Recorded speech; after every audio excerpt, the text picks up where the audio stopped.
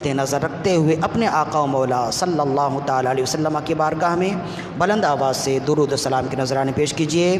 اللہم صلی علی سیدنا و مولانا محمد معدن الجود والکرم وعلی آلہ و اصحابہ وبارک وسلم صلاۃ و سلام علیک یا رسول اللہ صلی اللہ علیہ وآلہ وسلم۔ ربیع الاول کا مہینہ ہمارے درمیان میں ہے اور آج ربیع الاول کی 1 تاریخ ہے اور پہلا جمعہ ہے۔ تو ربیع الاول کا مہینہ، ربیع النور کا مہینہ ہمارے آقا و مولا صلی اللہ علیہ وسلم کی پیدائش کا مہینہ ہے، اور اس مہینے کی مناسبت سے منبر و محراب سے سرور انبیاء حبیب کبریا صلی اللہ علیہ وسلم کی سیرت، آپ کے کردار اور آپ کے میلاد کے حوالے سے بہت کچھ تذکرہ کیا جاتا ہے۔ اسی حوالے سے آج کے مبارک دن کے لیے جس آیت مقدسہ کو ہم نے عنوان سخن بنایا ہے، نبی پاک صلی اللہ علیہ وسلم کی شان میں اللہ رب العزت نے ارشاد فرمایا، وَأَمَّا بِنِعْمَتِ رَبِّكَ فَحَدِّثْ۔ سورہ والضحیٰ کی آیت ہے۔ سورہ والضحیٰ قرآن مجید کی انتہائی معروف اور مشہور سورہ ہے، 30واں پارہ ہے، اور سورہ والضحیٰ کی سورہ الضحیٰ کی آخری آیت ہے، جس میں اللہ رب العزت نے یہ ارشاد فرمایا، وَأَمَّا بِنِعْمَتِ رَبِّكَ فَحَدِّثْ، اور اپنے رب کی نعمت کا خوب چرچا کرو، اور اپنے رب کی نعمت کا خوب چرچا کرو۔ تو اب محدثین نے، بالخصوص مفسرین کرام نے اس آیت سے متعلق بڑی محنت کی، اور بعض علماء کرام نے، بعض مصنفین نے صرف اسی آیت کے تحت بہت سی کتابیں بھی لکھی۔ ظاہر ہے کہ اس آیت مقدسہ میں نبی صلی اللہ علیہ وسلم کی شان بیان کی گئی، تو اس آیت مقدسہ میں چونکہ نبی صلی اللہ علیہ وسلم کی شان بیان کی گئی اور آپ کا میلاد بیان کیا گیا، تو جو عاشق رسول مصنفین ہیں، مفسرین ہیں، اور ہر ایک ہیں، تو انہوں نے اس پر دل کھول کے کام کیا اور بڑی محنت سے کام کیا۔ چنانچہ محدثین اور مفسرین، بالخصوص مفسرین نے اس آیت مقدسہ سے متعلق 2 سوال کیے اور پھر اس کا جواب دیا، اور یہی آج کی تقریر اور آج کی گفتگو کا عنوان بھی ہے، یہی موضوع بھی ہے۔ سب سے پہلی بات یہ ہے کہ اللہ رب العزت نے فرمایا، وَأَمَّا بِنِعْمَتِ رَبِّكَ فَحَدِّثْ، اپنے رب کی نعمت کا چرچا کرو۔ تو اس آیت مقدسہ میں نعمت سے کیا مراد ہے؟ ایک سوال یہ ہے، چرچا کرو سے کیا مراد ہے؟ 2 سوال ہیں۔ نعمت سے کیا معنی ہے، نعمت کی تفسیر کیا ہے، اور چرچا کرو سے کیا مراد ہے، اس کی کیا تفسیر ہے؟ تو محدثین کرام نے اس آیت مقدسہ پر بڑی محنت کی، اور ان کے پاس جتنا علم تھا، جتنے علوم کے اثاثے تھے، جتنی علم کی قوت تھی، تمام قوتیں اس آیت مقدسہ کی تفسیر میں انہوں نے صرف کیے، اور محدثین اور مفسرین کرام نے اس آیت مقدسہ کے انہی 2 سوالوں کے 5 طرح سے جواب دیے۔ یعنی اس ایک آیت کی 5 تفسیر مفسرین نے بیان کی۔ ان مفسرین میں سر فہرست امام رازی ہیں، تفسیر رازی، اور پھر صاحب روح البیان، تفسیر روح البیان اسماعیل حقی رحمۃ اللہ تعالیٰ علیہ۔ اسماعیل حقی رحمۃ اللہ تعالیٰ علیہ کے بعد امام مظہری، جنہوں نے تفسیر مظہری لکھی ہے، وہ ہیں امام خازن ہیں، بالخصوص امام قرطبی ہیں۔ ان تمام مفسرین نے اس آیت مقدسہ پر محنت کی اور کام کیا، اور انہوں نے اس آیت مقدسہ کے 5 نظائر پیش کیے، اس کی 5 تفسیر پیش کی، کہ وَأَمَّا بِنِعْمَتِ رَبِّكَ فَحَدِّثْ کی 5 تفسیر ہے، اور وہ 5 تفاسیر کیا ہیں وہ علماء کرام نے بیان کیے۔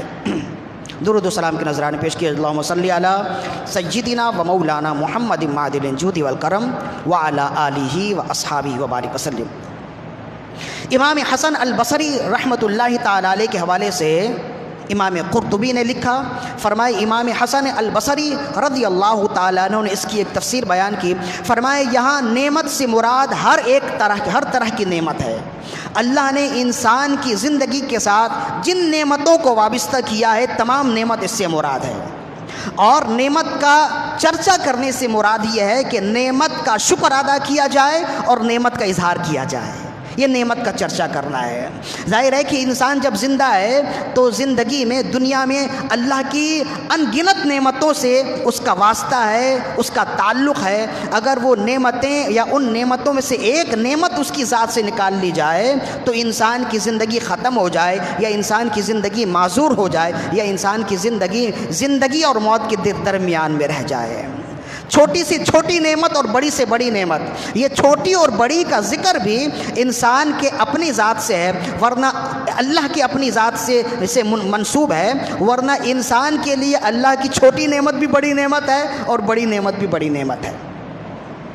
ہر ایک نعمت جو انسان کے ساتھ جس نعمت کا تعلق ہے، اللہ کی جانب سے جو نعمت ہے، وہ اگرچہ چھوٹی ہو تب بھی وہ بڑی نعمت ہے، اور بڑی ہو تب بھی وہ بڑی نعمت ہے۔ اس کا کوئی شکر ادا نہیں کر سکتا۔ ہاں یہ ہے کہ انسان اپنی بساط کے مطابق اس نعمت کا شکر ادا کرے اور اس کا اظہار کرے۔ یعنی وَأَمَّا بِنِعْمَتِ رَبِّكَ فَحَدِّثْ کی تفسیر امام حسن البصری ارشاد فرماتے اکثروا هذه النعمت وَأَكْثِرُوا ذِكْرَهَا وَأَفْشَاهَا وَإِنَّ الذِّكْرَ شکر و افشاہا شکر۔ فرمائے ان تمام نعمتوں کا ذکر کرو، اس لیے کہ ہر نعمت کا ذکر کرنا شکر ہے اور نعمت کا اظہار کرنا بھی شکر ہے۔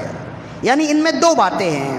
انسان کوئی بھی نعمت استعمال کر رہا ہے، کوئی بھی نعمت اس کے پاس ہے، تو اول تو اس نعمت کا شکر ادا کرے اور دوم اس نعمت کا اظہار کرے۔ اللہ رب العزت اس آیت سے یہی چاہتا ہے، وَأَمَّا بِنِعْمَتِ رَبِّكَ فَحَدِّثْ، یعنی اللہ کی جن نعمتوں سے تم مستفیض ہو رہے ہو اس نعمت کا شکر ادا کرو اور اس نعمت کا اظہار کرو۔ ایسا نہ ہو کہ تمہارے پاس نعمت کا شکر تو تم ادا کرو لیکن اظہار نہ کرو، یا نعمت کا اظہار تو کرو شکر ادا نہ کرو۔ یہ دونوں نعمت کی قدردانی نہیں ہے بلکہ کفران نعمت ہے۔ شکران نعمت یہ ہے کہ نعمت کا ذکر بھی کرو اور نعمت کا اظہار بھی کرو۔ اسے اس طرح سے واضح کیا گیا، اس کی مزید تفسیر خود رسول اللہ صلی اللہ علیہ وسلم نے ارشاد فرمائی۔ چنانچہ امام قرطبی اس حدیث کو نقل کرتے اور امام در منصور نے، امام سیوطی نے بھی اس حدیث کو نقل کیا۔ فرماتے ہیں ابو الاحوص رضی اللہ عنہ اپنے والد سے روایت کرتے، ان کے والد صحابی رسول ہیں، فرماتے ہیں اتیت النبی صلی اللہ علیہ وسلم فی ثوب دون، میں نبی صلی اللہ علیہ وسلم کی بارگاہ میں حاضر ہوا اس حال میں کہ میرے بال پراگندہ تھے، بال اجڑے ہوئے تھے، اور میرا لباس معمولی لباس تھا، پھٹا پرانا لباس، گندا اور میلا لباس تھا۔ تو میں اس حالت میں نبی صلی اللہ علیہ وسلم کی بارگاہ میں حاضر ہوا کہ میرا حلیہ اچھا نہیں تھا، میرے بال بکھرے ہوئے تھے، الجھے ہوئے تھے، داڑھی کے بال، سر کے بال الجھے ہوئے تھے، اور میرا لباس بھی معمولی تھا، پھٹا پرانا لباس تھا، پھٹا ہوا تھا، میلا لباس تھا۔ چنانچہ اس انداز میں جب وہ رسول اللہ صلی اللہ علیہ وسلم کی بارگاہ میں حاضر ہوئے تو رسول اللہ صلی اللہ علیہ وسلم نے فرماتے ہیں کہ آپ نے انہیں دیکھا اور دیکھنے کے بعد آپ نے ناراضگی کا اظہار کیا اور آپ نے ان سے پوچھا اللہ کا معلوم، کیا تمہارے پاس مال ہے؟ کیا اللہ کی کوئی نعمت تمہارے پاس ہے؟ دنیاوی مال تمہارے پاس ہے؟ قلتو، تو کہتے میں نے عرض کی نعم، میرے پاس مال ہے، اللہ نے مجھے دیا ہے۔ پھر نبی صلی اللہ علیہ وسلم نے ان سے پوچھا من ای المال، تمہارے پاس دنیا کا کون سا مال ہے، دنیاوی کون سی دولت ہے؟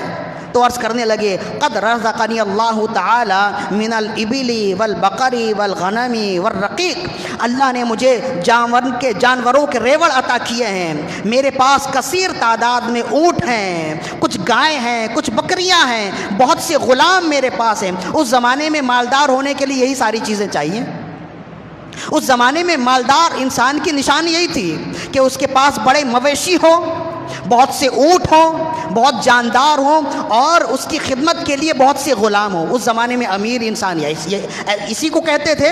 تو انہوں نے بتایا کہ میں دنیاوی مال بہت رکھتا کرتا ہوں، میرے پاس بہت اونٹ بھی ہیں، بہت سی مویشی ہیں، مزید مویشی ہیں، اور میرے پاس خدمت کے لیے بہت سی غلام بھی موجود ہیں۔ تو رسول اللہ صلی اللہ علیہ وسلم نے جب یہ سنا کہ یہ تو مالدار ہے تو آپ نے فرمایا کہ اذا رزقنی اللہ تعالی، جب اللہ تعالیٰ نے تجھے یہ عطا کیا ہے، اذا آتاک اللہ، جب اللہ نے تجھے یہ مال عطا کیا ہے، جب دنیاوی نعمت عطا کی ہے، فلیرا اثر نعمت اللہ تعالی علیک وکرامتہ، تو تمہیں چاہیے کہ اللہ کی جو نعمت تمہارے پاس ہے اللہ کو اپنی نعمت دکھاؤ، اور اللہ نے جن نعمتوں کے صدقے تمہیں عزت و وقار دی ہے، تمہیں چاہیے کہ ان نعمتوں کا اظہار کرتے ہوئے اپنی عزت و وقار اللہ کو دکھاؤ۔ تم نے تو اپنی نعمت کو چھپائے رکھا ہے، تمہارے پاس مال اتنا ہے لیکن تمہارے حلیے سے لگتا ہے کہ تمہارے پاس مال نہیں ہے۔ اللہ نے تمہیں اتنا کچھ دیا ہے لیکن تمہارے لباس سے لگتا ہے کہ اللہ نے تمہیں کچھ بھی نہیں دیا۔ جب اللہ نے تمہیں دیا ہے تو تم اللہ کے دیے کو اللہ کو دکھاؤ۔ فَلْيَرَا أَثَرَ نِعْمَةِ اللَّهِ عَلَيْكَ وَكَرَامَتِهِ، تمہیں چاہیے کہ اللہ نے تمہیں جو نعمت عطا کی ہے تم وہ نعمت اپنے رب کو دکھاؤ، اور جن نعمتوں کے صدقے اللہ نے تمہیں عزت و مقام و مرتبہ دیا ہے تمہیں چاہیے کہ اللہ کو وہ عزت و مقام و مرتبہ دکھاؤ۔ اور پھر رسول اللہ صلی اللہ علیہ وسلم نے ارشاد فرمایا ان اللہ جمیل و یحب الجمال، اللہ خوبصورت ہے اور خوبصورتی کو پسند کرتا ہے۔ اللہ کی ذات خوبصورت ہے اور وہ خوبصورتی کو پسند کرتا ہے۔ تم ایسے گندے مندے آ گئے تو اللہ کو ایسے گندے لوگ پسند نہیں ہیں، جنہیں اللہ نے مال دیا ہے، جنہیں اللہ نے دولت دی ہے، جنہیں اللہ نے اتنا مال دیا ہے کہ وہ اچھا لباس پہن سکتا ہے، پھر بھی وہ اچھا لباس نہ پہنے تو وہ بندہ اللہ کو محبوب نہیں ہے۔ فرمائے ان اللہ جمیل و یحب الجمال، بے شک اللہ خوبصورت ہے اور خوبصورتی کو پسند کرتا ہے۔ وَإِنَّ اللَّهَ يُحِبُّ أَن يَرَى أَثَرَ نِعْمَتِهِ عَلَى عَبْدِهِ، اور بے شک اللہ چاہتا ہے کہ اللہ اپنی نعمت کا اثر اپنے بندے پر دیکھے۔ اللہ نے جو نعمت اسے دی ہے اللہ چاہتا ہے کہ اس نعمت کا اثر اپنے بندے پر دیکھے، کہ میں نے بالکل بلا مثال یوں سمجھ لیجئے کہ ایک شخص اگر کسی کو کچھ پہننے کے لیے دوں، کوئی لباس دوں، تو میری خواہش ہوتی ہے کہ میں نے جو لباس اسے دی ہے ایک بار اس لباس میں اسے پہنا ہوا دیکھوں، میری خواہش یہ ہوگی۔ میں نے اگر کسی کو کوئی امامہ شریف دیا تحفے پر تو میری خواہش یہ ہوگی کہ میں ایک بار اسے اس امامہ شریف میں پہنتا ہوا دیکھوں۔ یہ ہر شخص کی تمنا ہوتی ہے، خواہش ہوتی ہے۔ تو بلا مثال یوں سمجھ لیجئے اللہ نے جو نعمت دی ہے اللہ یہ چاہتا ہے کہ ان نعمتوں کا اثر میں اپنے بندوں پر دیکھوں۔ تو وَأَمَّا بِنِعْمَتِ رَبِّكَ فَحَدِّثْ کی ایک تفسیر یہ ہے کہ جب اللہ نے تمہیں وہ نعمت دی ہے تو تم اس نعمت کا شکر ادا کرو، اس کا ذکر کرو، تو یہ فحدث ہے، یہ شکر ادا کرنا ہے اور اس نعمت کا اظہار کرو، لوگوں کو بھی دکھاؤ کہ میں غریب نہیں بلکہ اللہ نے مجھے ان نعمتوں سے نوازا ہے، لیکن دکھاتے ہوئے یہ ضرور ہو کہ یہ دکھانا اور یہ تذکرہ کرنا، یہ اظہار کرنا اظہار تشکر کے طور پر ہو، اظہار تکبر کے طور پر نہ ہو۔ اور یہ تو دل کی بات ہے، یہ نیت کی بات ہے کہ کون اپنی نعمت کا اظہار تشکر کے طور پر کر رہا ہے، کون تفاخر اور تکبر کے طور پر کر رہا ہے، یہ تو نیت کی بات ہے۔ صرف نیت میں اگر بدلاؤ آ جائے تو بہت سے اچھے کام برے اور بہت سے برے کام اچھے ہو جاتے ہیں، ہے نا؟ وہ تو ہم سمجھتے ہیں نا کہ اپنی نعمت کا اظہار کرنا، یا اس کے پاس اگر مال ہے تو اس مال کا اظہار کرنا یا اس کا ذکر کرنا عام طور پر اگر انسان کرے تو اسے غرور و تکبر کہتے ہیں، اسے غرور و تکبر کہتے ہیں، اسی کو ریا کہتے ہیں، اسی کو خود پسندی کہتے ہیں۔ لیکن اگر نیت غرور و تکبر اور اپنی بڑائی جتلانے کی ہو تو یہ دکھاوا کرنا گناہ ہے، یہ عمل مردود ہے۔ لیکن اگر یہ دکھاوا کرنا، یہ اظہار کرنا اللہ کا شکر ادا کرنے کے لیے ہو تو یہ عمل محمود ہے۔ تھوڑا سا فرق ہے، صرف نیت کا فرق ہے۔ اگر نیت یہ ہو کہ اللہ نے مجھے یہ نعمت دی ہے تو میں اس نعمت کا اظہار کیوں نہ کروں، اللہ کے بندوں کو کیوں نہ دکھاؤں کہ اللہ نے مجھے یہ نعمت دی ہے، اگر اس کے دل میں یہ ہو کہ میں اظہار تشکر کے طور پر یہ کرتا ہوں تو یہ عمل محمود ہے۔ یہ اعمال محمودہ میں سے ہے، اللہ کا پسندیدہ عمل ہے، اور اللہ نے اسی کا حکم دیا وَأَمَّا بِنِعْمَتِ رَبِّكَ فَحَدِّثْ، کہ جو نعمت میں نے تمہیں دی اس کا چرچا کرو، یعنی اس کا شکر ادا کرو اور اس کا اظہار کرو۔ لیکن اگر اپنی نعمت کا اظہار اس وجہ سے کیا جائے کہ دیگر لوگوں کو چھوٹا دکھانا مطلوب ہو اور اپنے آپ کو بڑا دکھانا مطلوب ہو، تو یہ عمل مردود ہے۔ بالکل اس کی یوں مثال لے لیجئے، صاحب روح البیان اس کی مثال دیتے ہیں، فرماتے ہیں کہ محمود غزنوی بہت بڑا بادشاہ گزرا، غزنی کا، اور بڑا نام ہے، سلطان محمود غزنوی بہت بڑا نام ہے بر صغیر پاک و ہند میں، اور افغانستان سے لے کر پاک و ہند میں انہوں نے بڑے کام کیے اور بڑا مقام و مرتبہ پایا ہے۔ بالخصوص مسلمان انہیں اپنی آنکھوں کے ٹنڈک سمجھتے ہیں، اور ہندوؤں کے لیے تو یہ کانٹے کی مانند ہے۔ ہندو اور ہندوستانی جو ہندو ہیں وہ انہیں کانٹے کی مانند سمجھتے ہیں، اس لیے کہ سب سے پہلے ہندوستان پر 17 حملے کرنے والے یہی تھے، محمود غزنوی تھے۔ ان سے زیادہ ہندوستان کو تاخت و تاراج کسی دوسرے نے نہیں کیا۔ نہ کو چنے چبوانے والے ہندوؤں کے راجا اور مہاراجاؤں کے نہ کو چنے چبوانے والے یہی تھے حضرت سیدنا سلطان محمود غزنوی رحمہ اللہ۔ بہت بڑا نام اور بڑا مقام و مرتبہ پایا، جہاد میں ہی انہوں نے زندگی گزاری، بلکہ کتاب میں میں نے پڑھا کہ مجاہدین میں سر فہرست خالد بن ولید آتے ہیں۔ مجاہدین میں انہوں نے سب سے زیادہ جہاد کیے اور بڑا مقام و مرتبہ پایا مجاہدین میں، یعنی حضور کی امت کے مجاہدین میں بڑا نام۔ سلطانوں میں حضرت خالد ابن ولید جو جرنیل تھے ان کا نام آتا ہے۔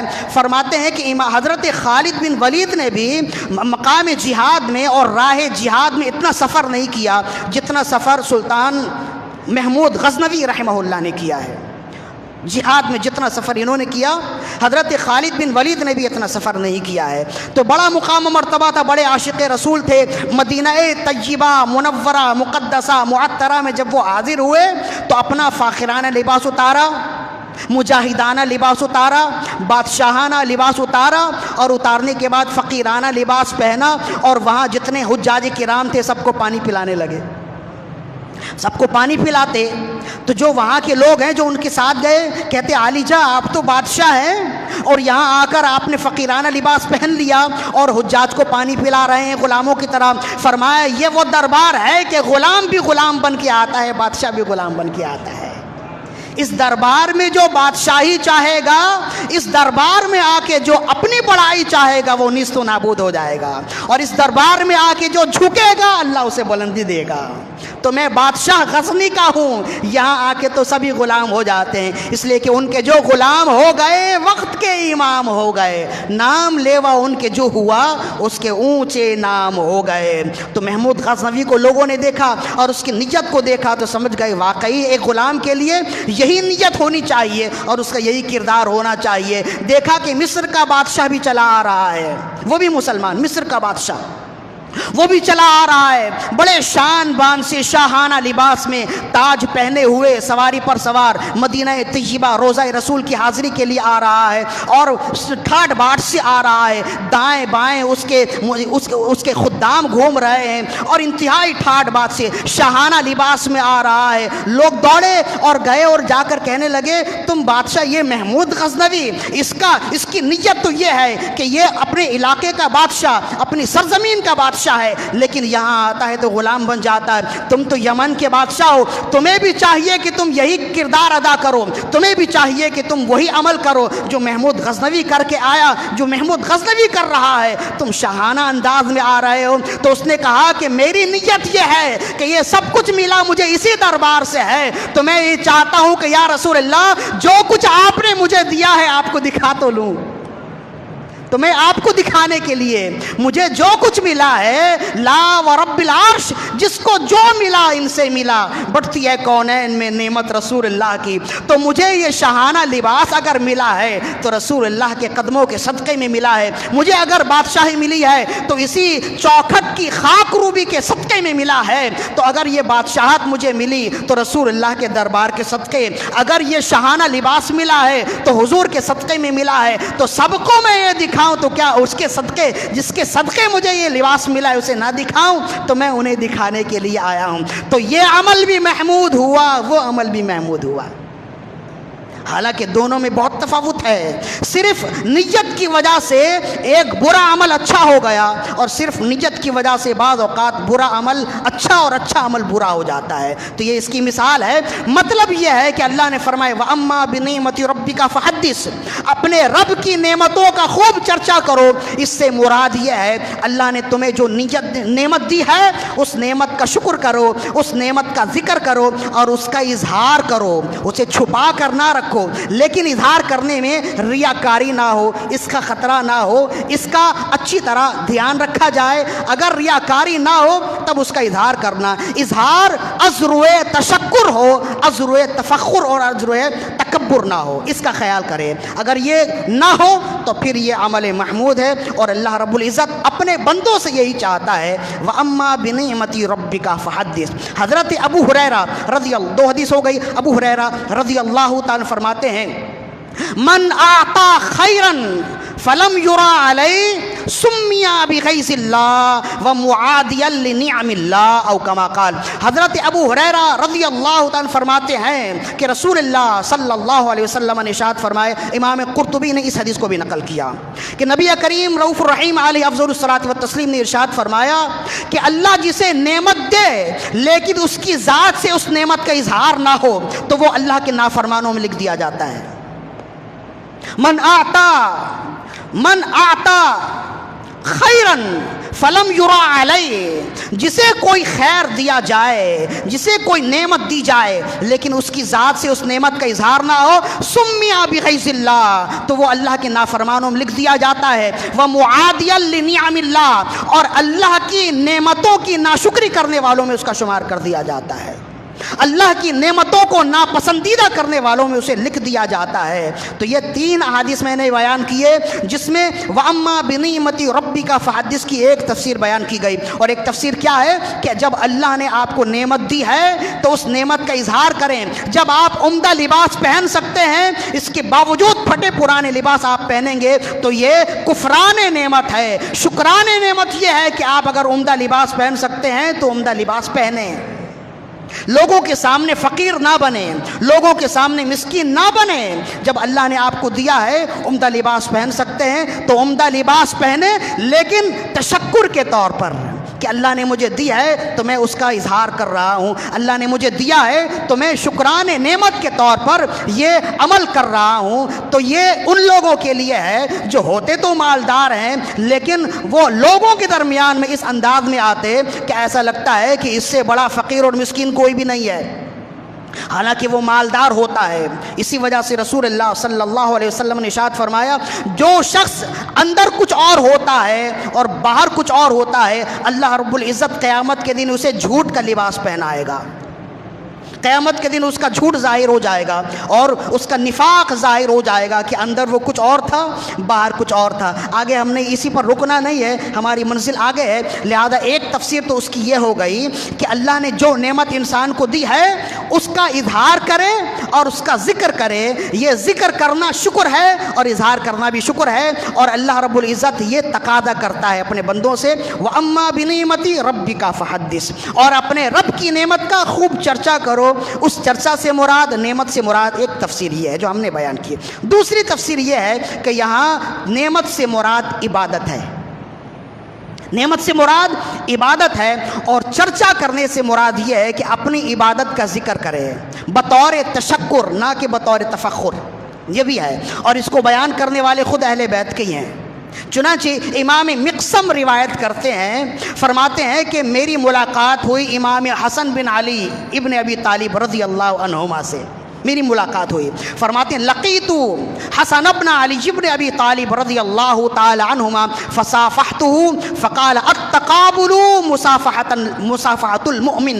فرمایا کہ حضرت مقسم فرماتے ہیں کہ جب میں نے امام حسن رضی اللہ تعالی عنہ کو دیکھا جو مولا علی کے بیٹے ہیں، جب میں نے انہیں دیکھا میں نے مصافحہ کیا تو مصافحہ کرتے ہوئے میرا چہرہ دائیں بائیں ہو گیا، میں نے چہرے سے چہرہ نہیں ملایا، نظر سے نظر نہیں ملائی، بلکہ میرا چہرہ دائیں بائیں تھا، میں نے ان سے مصافحہ کیا۔ یا یہ بھی ہو سکتا ہے کہ ادب و احترام کی وجہ سے سر جھکا ہوا تھا، نظر جھکی ہوئی تھی، تو میں نے چہرہ ان کے چہرے کے سامنے نہیں کیا۔ تو فرماتے ہیں امام حسن رضی اللہ تعالی عنہ نے میری جانب دیکھا اور فرمایا التقابل مصافحۃ المؤمن، مومن کا مصافحہ یہ ہے کہ چہرہ آمنے سامنے ہو، تم مجھے دیکھ رہے ہو اور میں تمہیں دیکھوں، یہ ہے مومن کا مصافحہ۔ تو یہ جو اہل اللہ گزرے ہیں نا، یہ چلتے چلتے اصلاح کرتے رہتے تھے، اور یہی اصلاح ہمیں آپ نے سکھائی ہے کہ زندگی میں کبھی بھی کہیں بھی خلاف شرع کام دیکھو تو اسے منع کرو، اسے ٹوکو۔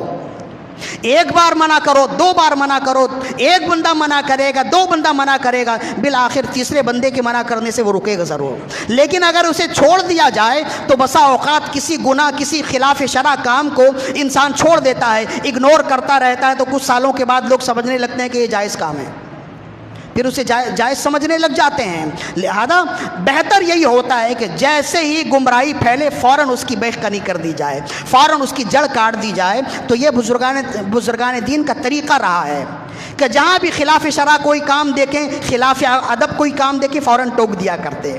تو امام حسن نے دیکھا کہ یہ چہرہ جھکائے ہوئے، نظر جھکائے ہوئے ہیں، تو آپ نے فرمایا کہ مصافحہ یہ ہے کہ ہاتھ سے ہاتھ بھی ملے اور چہرے سے چہرہ بھی آمنے سامنے ہو۔ فرمایا التقابل مصافحۃ المؤمن، آمنا سامنا ہونا یہ مومن کا مصافحہ ہے۔ حضرت مقسم یہ خود محدث ہیں، فرماتے میں نے پوچھا کہ اخبرنی عن آیت اللہ تعالی واما بنعمت ربک فحدث، حضور مجھے اس آیت کے بارے میں کچھ تفسیر بتائیے، اس کا معنی کیا ہے کہ اللہ نے فرمایا واما بنعمت ربک فحدث، کہ اپنے رب کی نعمت کا خوب چرچا کرو، اس آیت کا کیا معنی ہے آپ ہمیں بتائیں۔ اس لیے کہ قرآن آپ کے گھر میں اترا ہے، آپ سے بہتر تفسیر کوئی نہیں بیان کر سکتا، اہل بیت میں سے ہے نا، قرآن آپ کے گھر میں اترا تو آپ سے بہتر قرآن کی تفسیر کوئی نہیں کر سکتا۔ امام حسن سے جب آپ نے پوچھا، فرمایا الرجل المؤمن يعمل بعمل صالح ثم فيخبر به اهل بيته وهو قوله تعالى واما بنعمت ربك فحدث۔ فرمایا کہ اللہ نے فرمایا واما بنعمت ربك فحدث، کہ اپنے رب کی نعمت کا چرچا کرو۔ اس کی تفسیر یہ ہے کہ کوئی عبد مومن، کوئی بندہ اللہ کا نیک کام کرے، کوئی عمل صالح کرے، کوئی عبادت کرے، تو کرنے کے بعد اپنے اعزاء و اقارب کو بتا دے کہ اللہ نے مجھے یہ توفیق بخشی کہ میں نے یہ عبادت کی ہے۔ یہی ہے اس کی تفسیر کہ وَأَمَّا بِنِعْمَتِ رَبِّكَ فَحَدِّثْ، لیکن بتلانے میں بھی یہی ہے کہ ریاکاری نہ ہو، یہ بتائے کہ اللہ نے مجھے توفیق دی، اللہ نے مجھے یہ توفیق بخشی کہ اللہ کی توفیق سے میں نے یہ کام کیا، اللہ کی توفیق سے میں نے یہ کام کیا۔ تو امام حسن فرماتے ہیں کہ وَأَمَّا بِنِعْمَتِ رَبِّكَ فَحَدِّثْ کی تفسیر یہ ہے کہ اللہ جب اسے عمل خیر کے لیے توفیق دے اور وہ عمل خیر کر لے تو اپنے اعزاء و اقارب کو، اپنے گھر والوں کو، قریب و جوار کے لوگوں کو بتائے کہ میں نے یہ کام کیا ہے۔ اور یہ بتانا اگر تفاخر کے طور پر ہوگا، ریاکاری کے طور پر ہوگا تو اس کے سارے اعمال ضائع ہو جائیں گے، اور اگر تشکر کے طور پر ہوگا تو اللہ کو محبوب عمل یہی ہے، اللہ یہی بندوں سے چاہتا ہے۔ اور اس کی وجہ کیا ہے؟ بالخصوص جو اکابرین ہوتے ہیں، جو قوم میں امام کی حیثیت رکھتے ہیں، ان کے لیے تو خاص طور پر کہا گیا کہ وہ اپنے عمل، چھپے ہوئے اعمال بھی بسا اوقات بتا دیا کریں۔ اس سے ہوتا یہ ہے کہ چھپے ہوئے اعمال جب اکابرین بتاتے ہیں تو جو نیچے سننے والے ہیں ان کے لیے اس میں برانگیختگی ہوتی ہے، انہیں بھی جوش ہوتا ہے، انہیں بھی جذبہ آتا ہے کہ امام صاحب جب یہ کام کرتے ہیں تو ہمیں بھی کرنا چاہیے، ہمارا قائد یہ کام کرتا ہے تو ہمیں کرنا چاہیے، پھر مرشد کام کرتے ہیں تو ہمیں کرنا چاہیے، علماء کرام اکابرین ہمارے قائدین یہ کام کرتے ہیں ہمیں بھی یہ کرنا چاہیے۔ تو قائدین جو اپنی ذات کے بارے میں کبھی اظہار کر دیتے ہیں یا اپنی عبادت کے بارے میں یا اپنے علم کے بارے میں جو کچھ بیان کر دیتے ہیں، وہ ذرائع تشکر ہوتا ہے، اس نیت ہوتا ہے کہ میں اپنا یہ عمل اس وجہ سے بتا رہا ہوں تاکہ دیگر لوگ بھی کرنے لگ جائیں۔ اگر یہ نیت ہو تو یہ عمل محمود ہے اور اللہ اسی کو پسند کرتا ہے۔ ایک حدیث ہو گئی اس کی۔ دوسری حدیث حضرت عبداللہ بن غالب، یہ محدثین میں سے ہیں، عبداللہ بن غالب کہتے ہیں اذا اصبح، اسے بھی امام سیوطی نے بھی لکھا ہے در منصور میں اور امام قرطبی نے بھی لکھا ہے۔ فرماتے ہیں حضرت عبداللہ بن غالب، کیسی خوبصورت حدیث ہے، کہتے ہیں اذا اصبح، جب وہ صبح کرتے تو لوگوں کے درمیان میں جب آنا جانا ہوتا، لوگوں سے ملاقات ہوتی، تو کہتے کہ رزقنی اللہ تعالی البارحۃ کذا و کذا، کل رات اللہ نے مجھے یہ توفیق دی، قرأت القرآن کذا و کذا وصلیت کذا و کذا وذکرت اللہ کذا و کذا وفعلت کذا و کذا۔ تو جب لوگوں سے ملتے تو کہتے رات اللہ نے مجھے توفیق بخشی کہ میں نے اتنی آیات قرآن کی تلاوت کی، میں نے اتنی رکعتیں نمازوں میں نماز پڑھی ہے، اور میں نے اتنا وقت اللہ کا ذکر کیا، اتنی تعداد میں اللہ کا ذکر کیا، میں نے یہ عمل صالح کیا، میں نے یہ عمل صالح کیا۔ جب صبح وہ رات عمل کرتے چھپ کے، اور جب لوگوں کے درمیان میں آتے تو یہ بتا دیتے، لوگوں کے درمیان میں آتے تو یہ بتا دیتے۔ فقال الناس، تو بعد لوگوں نے کہا یا ابا فراس مثلک لا تقول ھذا، آپ اتنے عظیم ہستی ہیں، محدثین میں سے ہیں، اور عالم و فاضل ہیں، اور عابد و زاہد ہیں، آپ جیسے شخص کو چاہیے کہ اپنے اعمال کو چھپائیں، ظاہر نہ کریں، اور آپ لوگوں کے درمیان میں یہ کہتے کہ میں نے رات قرآن کی اتنی آیت تلاوت کی، میں نے اتنی رکعت نماز پڑھی، میں نے اتنا ذکر کیا، میں نے یہ عمل صالح کیا فلاں فلاں۔ تو آپ فرماتے ہیں قد قال اللہ تعالیٰ، قد امرنی اللہ تعالیٰ، میرا تو مجھے حکم دیتا ہے اور کہتا ہے وَأَمَّا بِنِعْمَةِ رَبِّكَ فَحَدِّثْ، کہ تم میری جو نعمت تمہیں ملے تم اس کا ذکر کرو، اس کا چرچا کرو۔ وَأَنْتُمْ تَمْنَعُونَ أَنْ أُحَدِّثُ نِعْمَةَ اللَّهِ، اور تم مجھے منع کرتے ہو کہ میں اللہ کی نعمت کا ذکر نہ کروں۔ تو میں تمہاری بات نہیں بلکہ میں اپنے رب کی بات سنوں گا۔ جب میرا رب یہ کہتا ہے کہ وَأَمَّا بِنِعْمَةِ رَبِّكَ فَحَدِّثْ، کہ اپنے رب کی نعمت کا ذکر کرو، چرچا کرو، تو میں اپنے رب کی نعمت کا ذکر کر رہا ہوں۔ اس لیے کہ عبادت کی توفیق مل جانا، قرآن کی تلاوت کی توفیق مل جانا، یہ تو بہت بڑی بات ہے، یہ اللہ کی نعمت ہے، اس سے بڑھ کے نعمت کیا ہوگی؟ تو رات میں اٹھ کر عبادت کر لینا، 2 رکعت نماز یہ پڑھ لینا اللہ کی بہت بڑی نعمت ہے۔ تو فرمائے یہ اللہ کی نعمت ہے، اور اللہ ہمیں یہ حکم دیتا ہے کہ نعمتوں کا اظہار کرو، تو اس نعمت کا اظہار میں کر رہا ہوں۔ لیکن یہ بھی اچھی طرح یاد رکھیے، یہ اظہار بھی از روئے تشکر ہو، از راہ تفخر نہ ہو۔ اگر تفاخر ہوگا، اگر تکبر کے طور پر ہوگا تو سارے اعمال برباد ہو جائیں گے، سارے اعمال برباد ہو جائیں گے۔ اور اگر تشکر کے طور پر ہو، اب یہ کیسے معلوم ہوگا؟ انسان کے بولنے کے انداز سے ہی پتہ چل جاتا ہے کہ یہ تکبر کے طور پر بول رہا ہے یا تشکر کے طور پر بول رہا ہے۔ لیکن بہرحال کسی کو یہ جاتی ہے کہ وہ کسی کے بارے میں فیصلہ کرے یہ تشکر کے طور پر بول رہا ہے یا تکبر کے طور پر بول رہا ہے، اس لیے کہ یہ دلی کیفیت کا نام ہے، اور دلی کیفیت رب جانتا ہے، یا رب کے بتائے سے اللہ کے انبیاء جانتے ہیں، انسان کو معلوم نہیں ہے۔ اس لیے کسی کے لیے حق نہیں ہے کہ فلاں کو کہے کہ فلاں بندہ ریاکاری کر رہا ہے، دکھاوے کی عبادت کر رہا ہے، ایسا کرنا اچھا عمل نہیں ہے۔ تو بہرحال دوسری تفسیر یہ ہوئی کہ انسان یہ بیان کرے کہ اس کے اندر اللہ نے جو خوبی دی ہے، جو عبادت کی توفیق دی ہے، اس کو بیان کرے، یا اللہ نے اسے جو خوبی دی ہے اسے بیان کرے، تو یہ ہے وَأَمَّا بِنِعْمَةِ رَبِّكَ فَحَدِّثْ کی دوسری تفسیر، اور یہ بھی اللہ کو محبوب ہے۔ اب اس کی ایک اور حدیث ہے جو مولا علی رضی اللہ تعالیٰ عنہ سے روایت ہے، بہت خوبصورت ہے، جسے امام حیثمی نے مجمع الزوائد میں نقل کیا، اور امام طبرانی نے اپنی جامع کبیر میں روایت کیا۔ حضرت اوس بن حذیفہ الثقفی رضی اللہ تعالیٰ اس کے راوی ہیں، فرماتے ہیں بعض صحابہ کرام، بعض لوگ جمع ہوئے مولا علی رضی اللہ تعالیٰ عنہ کی بارگاہ میں، اور فرمانے لگے اخبرنی عن اصحابک، آپ اپنے اصحاب کے بارے میں ہمیں کچھ بتائیے، اپنے اصحاب کے بارے میں۔ آپ نے فرمایا کہ میرے کس اصحاب کے بارے میں، میرے کس ساتھی کے بارے میں تم پوچھنا چاہتے ہو؟ تو فرمایا کہ رسول اللہ صلی اللہ علیہ وسلم کے صحابہ کے بارے میں ہم پوچھنا چاہتے ہیں۔ فرمایا رسول اللہ کے جتنے صحابہ وہ سب میرے ساتھی ہیں۔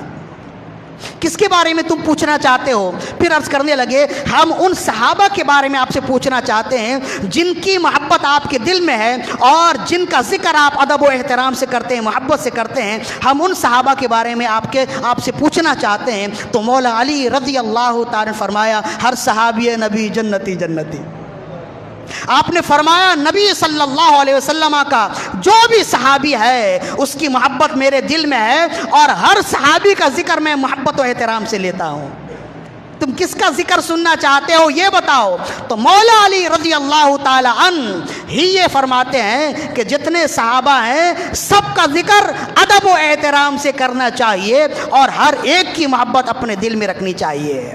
نہ جانے کیوں اس زمانے میں جب صحابہ کرام کے ذکر کی بات آ جائے تو وہ لوگ جو مولا علی کا دم بھرنے والے ہیں انہیں سانپ کیوں سونگھ جاتا ہے، وہ کیوں خاموش ہو جاتے، جبکہ مولا علی رضی اللہ تعالیٰ تو خود ہی صحابہ کرام کی شان بیان کرنے والے۔ اسی وجہ سے ہم نے شروع میں حوالہ دے دیا مجمع الزوائد اور معجم طبرانی الکبیر۔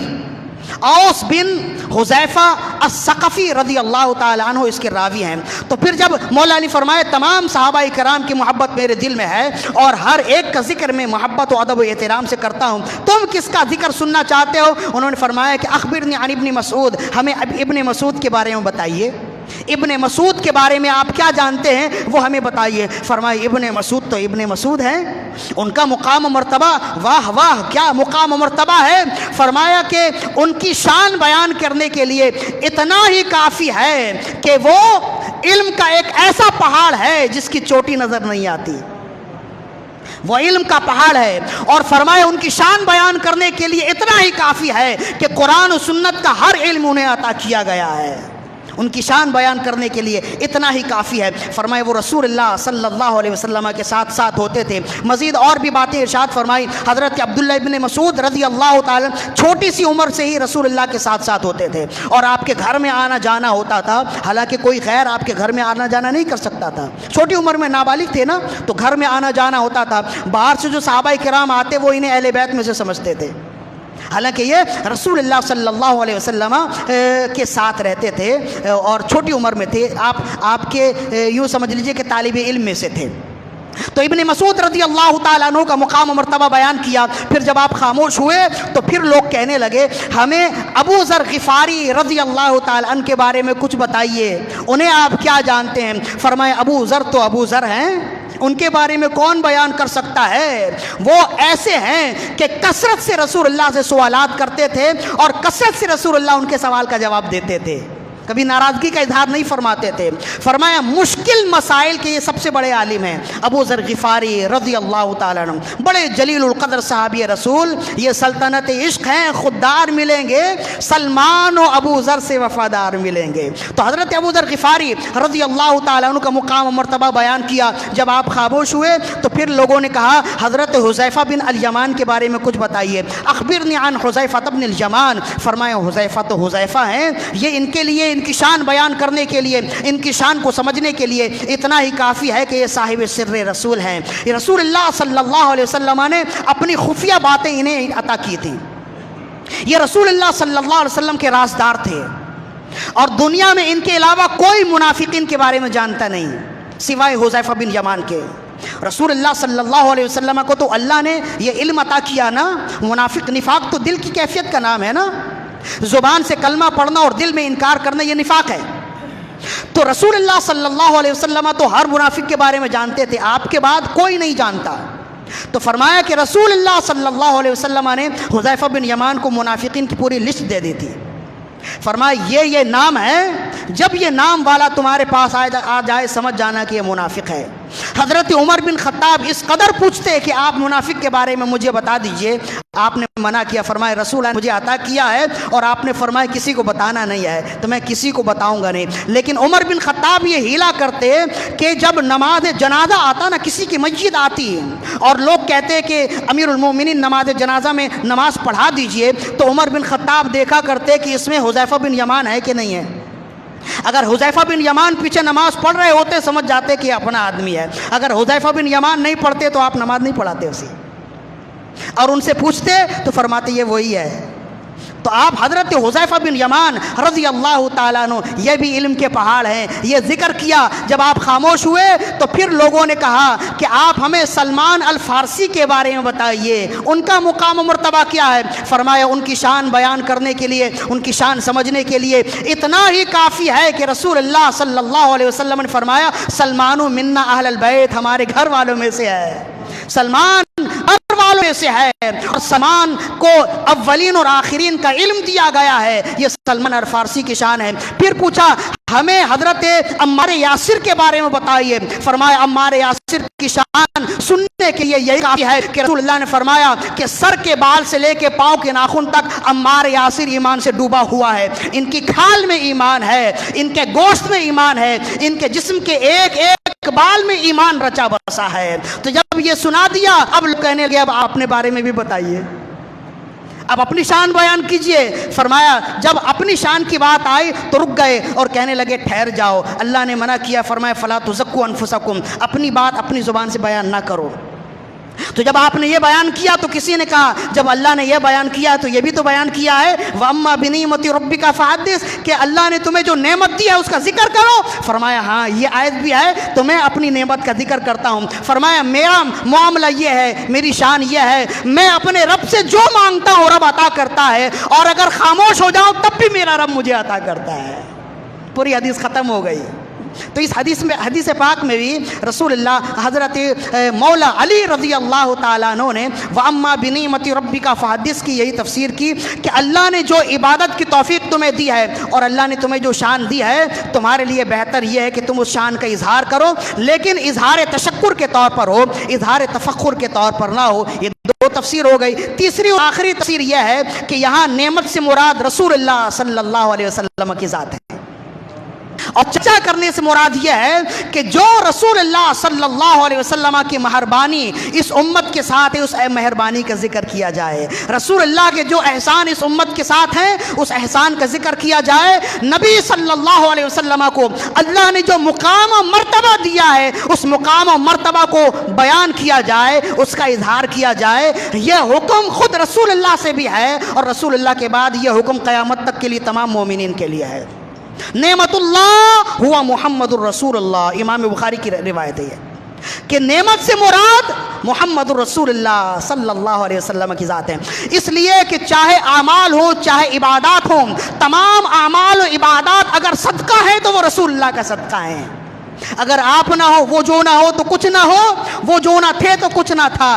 جان ہے وہ جہان کی, جان ہے تو جہان ہے. اس لیے تمام نعمتوں کی اصل رسول اللہ صلی اللہ علیہ وسلم کی ذات ہے. تو اللہ نے ہمیں حکم دیا کہ جب میں نے اپنا محبوب تمہیں دے دیا ہے تو ان کی شان بیان کرو قیامت تک کے لیے. اور خود رسول اللہ کو بھی یہ حکم دیا اور فرمایا تمہارے لیے بھی یہ ضروری ہے کہ میں نے تمہیں جو جو مقام و مرتبہ دیا ہے تم اپنا مقام و مرتبہ خود بیان کرو تاکہ تم سے سن کے تمہاری امت بعد میں بیان کرے. یہی تو بات ہے جسے امام ترمذی نے نقل کیا, امام دارمی نے نقل کیا. حضرت انس بن مالک رضی اللہ تعالیٰ عنہ اس کے راوی ہیں, فرماتے ہیں خرج رسول اللہ جلسا ناس من اصحاب رسول اللہ صلی اللہ علیہ وسلم ذات یوم.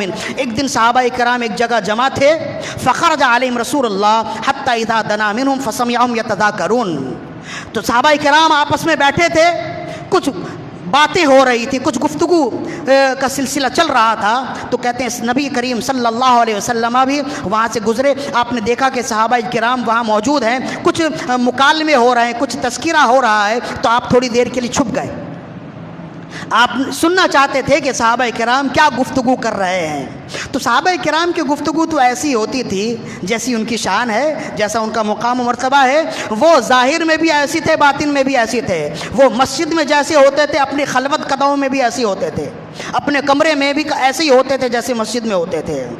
ہماری طرح دو رنگی ان کے اندر نہیں تھی کہ ہم مسجد میں کچھ ہوتے, لوگوں کے درمیان میں کچھ ہوتے اور اپنے گھر میں کچھ ہوتے ہیں. ایسا ان کا مقام و مرتبہ نہیں تھا. اسی وجہ سے تو لوگوں نے کہا کہ خلوت میں, تنہائی میں تمہاری جو کیفیت اور صورت ہوتی ہے وہی کیفیت اور صورت تمہاری اصل اوقات ہے, وہی تمہاری اصل ہے. تم تنہائی میں جس حالت میں ہوتے ہو, جس کیفیت میں ہوتے ہو, جس عمل کے ساتھ ہوتے ہو, جس نیت کے ساتھ ہوتے ہو, وہی تمہاری اصل ہے. لوگوں کے سامنے تو تم نے نقاب اوڑھا ہوا ہے. انسان کی اصل وہی ہے جو اس کی تنہائی میں ہوتی ہے. اسی لیے رسول اللہ نے فرمایا کہ تم میں سے بہتر وہ ہے, اچھے اخلاق والا وہ ہے جس کے اخلاق اس کی بیوی کے ساتھ اچھے ہوں. اس لیے کہ باہر تو انسان بہت اخلاق والا ہوتا ہے، گھر میں جا کر اپنی بیوی سے جھگڑتا ہے، اہلیہ سے جھگڑتا ہے۔ فرمایا اچھے اخلاق والا وہ نہیں جو لوگوں کے درمیان میں دوستوں کے ساتھ میٹھی میٹھی بولی بول رہا ہو اور اچھے اخلاق کے ساتھ ہو۔ اچھے اخلاق والا وہ ہے جو اپنے گھر میں خلوت قدہ میں اپنی اہلیہ کے ساتھ اچھے اخلاق کا برتاؤ کرے۔ تو صحابہ کرام گھر میں بھی ایسے ہی ہوتے تھے اور مسجد میں بازار میں بھی ایسے ہی ہوتے۔ تو کہتے ہیں کہ جب رسول اللہ صلی اللہ علیہ وسلم ان کے قریب گئے تو آپ نے سنا فسمعہم، تو صحابہ کرام ایک دوسرے سے کہہ رہے ہیں کہ فقال بعضهم، ایک نے کہا ان اللہ اتخذ ابراہیم خلیلا، اللہ نے ابراہیم علیہ السلام کو اپنا خلیل بنایا ہے۔ کتنا مقام مرتبہ ہے کہ اللہ نے ابراہیم علیہ السلام کو اپنا دوست بنایا۔ وقال آخر، دوسرے نے کہا کہ ان اللہ موسیٰ کلمہ تکلیما، اللہ نے موسیٰ علیہ السلام سے کلام کیا ہے۔ موسیٰ علیہ السلام کا بھی کیا مقام و مرتبہ ہے، بڑا مقام ہے، بڑا مرتبہ ہے۔ تیسرے نے کہا فعیسیٰ کلمۃ اللہ و روحہ، حضرت عیسیٰ یہ اللہ کا کلمہ ہے، اللہ کی جانب سے بھیجی ہوئی روح ہے اور اللہ کی ایک قدرت کا نظارہ ہے جو عیسیٰ علیہ السلام کے ذات سے ظاہر ہوتا ہے۔ تو انہوں نے عیسیٰ علیہ السلام کا ذکر کیا اور ان کے مقام و مرتبہ کو دیکھ کر سن کر تعجب کرنے لگے۔ وقال آخر، کسی دوسرے نے کہا کہ وآدم اصطفاہ اللہ، آدم اللہ کے صفی ہیں، آدم کو اللہ نے چن لیا۔ کیا ہی بڑا مقام و مرتبہ ہے۔ جب وہ یہ تذکرہ کر رہے تھے فخرج علیہم رسول اللہ وقال، رسول اللہ صلی اللہ علیہ وسلم ان کے درمیان میں ظاہر ہوئے اور آپ نے ان سے پوچھا آپ کیا تذکرہ کر رہے تھے؟ انہوں نے اپنا تذکرہ بیان کیا، آپس میں جو مکالمے کر رہے تھے، جو گفتگو کر رہے تھے بیان کیا۔ تو پھر نبی کریم صلی اللہ علیہ وسلم نے جو بیان کیا، بیان کرنے سے پہلے بلند آواز سے درود و سلام کے نذرانے پیش کیجیے۔ اللہم صلی علی سیدنا و مولانا محمد معدل الجود والکرم وعلی آلہ و اصحابہ وبارک وسلم۔ فرمایا کہ ان ابراہیم خلیل اللہ وہو کذالک، بے شک ابراہیم ایسے ہی ہیں جیسے تم نے ان کا ذکر کیا ہے۔ بے شک ابراہیم اللہ کے خلیل ہیں اور بے شک ایسا ہی ہیں۔ وموسیٰ کلیم اللہ، اور موسیٰ اللہ کے کلیم ہیں۔ نجی اللہ، اور اللہ کے نجی ہیں۔ وہ کذالک، وہ ایسے ہی ہیں جیسے تم نے ان کا ذکر کیا۔ وعیسیٰ کلمۃ اللہ و روحہ، اور عیسیٰ اللہ کا کلیمہ ہے، اللہ کی روح ہے، جیسے تم نے کہا بے شک وہ ایسے ہی ہیں۔ وآدم صفی اللہ، اور آدم اللہ کے صفی ہیں، آدم اللہ کے خلیفہ ہیں، جیسے تم نے کہا بے شک ویسے ہی ہیں۔ وأنا حبیب اللہ، لیکن میں اللہ کا حبیب ہوں۔ انا حبیب اللہ، آپ خود اپنی شان بیان کر رہے ہیں۔ انا حبیب اللہ، میں اللہ کا حبیب ہوں۔ اور فرمایا جانتے ہو حبیب اور کلیم میں کیا فرق ہے؟ حبیب اور خلیل میں کیا فرق ہے؟ فرمایا کہ انا حامل لواء الحمد یوم القیامہ تحتہ آدم فمن دونہ ولا فخرا، حبیب وہ ہے کہ قیامت کے دن لواء الحمد کا جھنڈا میرے ہاتھ میں ہوگا، لواء الحمد میرے ہاتھ میں ہوگا، آدم اور تمام مخلوق اس جھنڈے کے نیچے ہوگی۔ یہ ہے حبیب، یعنی میں ایسا اللہ کا حبیب ہوں کہ میرے جھنڈے کے نیچے آدم علیہ السلام بھی ہوں گے، نوح علیہ السلام بھی ہوں گے، موسیٰ علیہ السلام بھی ہوں گے، عیسیٰ علیہ السلام بھی ہوں گے، تمام انبیاء کرام میرے جھنڈے کے نیچے ہوں گے۔ فرمائے ولا فخرا، لیکن یہ میں اظہار تشکر کے طور پر کہتا ہوں، اظہار فخر کے طور پر نہیں کہتا۔ وَأَنَا أَوَّلُ شَافِعٍ وَأَنَا أَوَّلُ مُشَفَّعٍ یوم القیامہ ولا فخرا، اور قیامت کے دن سب سے پہلے میں شفاعت کرنے والا ہوں گا، اور قیامت کے دن سب سے پہلے میری شفاعت قبول کی جائے گی، اور اس میں بھی مجھے کوئی فخر نہیں ہے۔ میں یہ اظہار تشکر کے لیے کہہ رہا ہوں، اظہار تکبر اور اظہار تفاخر کے لیے نہیں کہہ رہا۔ دو بات، اور پھر فرمایا وَأَنَا أَوَّلُ مَن يُحَرِّقُ حِلْقَ الْجَنَّةِ، میں سب سے پہلا ہوں گا کہ میں جنت کے دروازے کو کھٹکھٹاؤں گا۔ فَيَدْخُلُهُ اللَّهُ تَعَالَى لِي، اور سب سے پہلے جنت کا دروازہ اللہ میرے لیے کھولے گا۔ فَيُدْخِلُنِيهَا وَمَن مَعِيَ مِنَ الْفُقَرَاءِ الْمُؤْمِنِينَ، اور اللہ مجھے بھی سب سے پہلے داخل کرے گا، اور فقراء مسلمین کو سب سے پہلے داخل کرے گا۔ سب سے پہلے میں جنت میں داخل ہونے والا، اور سب سے پہلے میری امت جنت میں داخل ہونے والی ہے۔ ولا فخرا، اور اس میں بھی مجھے کوئی فخر نہیں ہے۔ یہ اظہار تشکر کے طور پر ہے، اظہار تکبر کے طور پر نہیں۔ تین باتیں، اور فرمائے وَأَنَا اکرم الاولین والآخرین علی اللہ ولا فقرا، اور شروع سے لے کے آخر تک جتنے لوگ آئے ہیں سب سے زیادہ اللہ کی بارگاہ میں مکرم اور معظم ہوں. مجھ سے زیادہ مکرم اور معظم، مجھ سے زیادہ شان و عظمت والا نہ کوئی آیا ہے نہ کوئی آئے گا. ولا فخرا، لیکن یہ بھی بیان میں اظہار تشکر کے لیے کہتا ہوں، فخر کے لیے نہیں کہتا. تو وَأَمَّا بِنِعْمَتِ رَبِّكَ فَحَدِّثْ کی تفسیر، تیسری تفسیر کیا ہوئی کہ یہ اس میں حکم رسول اللہ صلی اللہ علیہ وسلم کے لیے بھی ہے اور کل مومنین کے لیے ہے کہ محمد رسول اللہ صلی اللہ علیہ وسلم کے لیے حکم یہ ہے کہ اے حبیب، ہم نے جو مقام و مرتبہ آپ کو دیا ہے، آپ کو چاہیے کہ آپ اپنا مقام و مرتبہ اپنی امت کو بیان کریں. اور اے میرے نبی کی امتیوں، تمہارے لیے یہ حکم یہ ہے کہ میں نے تمہارے نبی کو جو مقام و مرتبہ دیا ہے، تم پر واجب ہے کہ تم وہ مقام و مرتبہ بیان کرو. جب یہ نعمت کا ہو جائے، جب یہ نعمت تمہارے درمیان میں آ جائے، تو اب تمہارے لیے ضروری ہے کہ اس نعمت کا چرچا کرو، اس نعمت کا ذکر کرو. تو قیامت تک کے لیے رسول اللہ صلی اللہ علیہ وسلم کا ذکر کرنا اللہ کے اس فرمان کے مطابق ہے. تو یہ جو ربیع الاول کا مہینہ ہے، اسی نعمت کے ذکر کے لیے ہی تو منعقد کیا گیا ہے. اسی مہینے میں یہ نعمت ہمیں ملی نا. رسول اللہ صلی اللہ علیہ وسلم 12 ربیع الاول پیر کے دن اس دنیا میں تشریف لائے، اس دنیائے آب و گل میں آپ تشریف لائے. تو یہ سب سے بڑی نعمت تھی. تو اس نعمت کا اظہار کرنا اس امت پر ضروری ہے کہ نہیں ہے؟ جب اللہ نے فرمایا وَأَمَّا بِنِعْمَتِ رَبِّكَ، آج ہم نے ادھر ادھر کی کوئی بات نہیں کی، صرف قرآن مجید کی آیت تلاوت کی ہے اور احادیث پڑھی ہے. اس کی وجہ یہی ہے کہ یہ مختلف فی مسئلہ ہے. کوئی کہتا ہے میلاد مناؤ، کوئی کہتا ہے میلاد نہ مناؤ. تو ہم نے آج یہ واضح کیا ہے کہ رسول اللہ صلی اللہ علیہ وسلم کا ذکر کرنا اس پوری امت پہ واجب ہے. اب یہ واجب ادا کرنا بطور سیرت النبی ہو تب بھی جائز ہے، بطور میلاد النبی ہو تب بھی جائز ہے. رسول اللہ کا ذکر کرنا ضروری ہے. تمہاری مرضی ہے تم سیرت النبی کانفرنس کرو، یہ بھی بہتر ہے. تمہاری مرضی ہے کہ تم میلاد النبی کانفرنس کرو، یہ بھی بہتر ہے. لیکن رسول اللہ صلی اللہ علیہ وسلم کا ذکر کرنا ہے. اور جب یہ نعمت ہمیں ملی ہے تو یہ فقط نعمت نہیں ہے، یہ نعمت الکبریٰ ہے. کیا ہے یہ؟ نعمت الکبریٰ ہے، سب سے بڑی نعمت ہے. تو جب سب سے بڑی نعمت اللہ نے ہمیں دی ہے تو سب سے بڑی نعمت کا اظہار بھی بڑے انداز میں ہونا چاہیے. اسی وجہ سے جب یہ نعمت ہمیں ملی اور جب اس نعمت کے ملنے کے ایام آتے ہیں تو مسلمانوں کے دل سرور اور خوشیوں سے امنڈ آتے ہیں.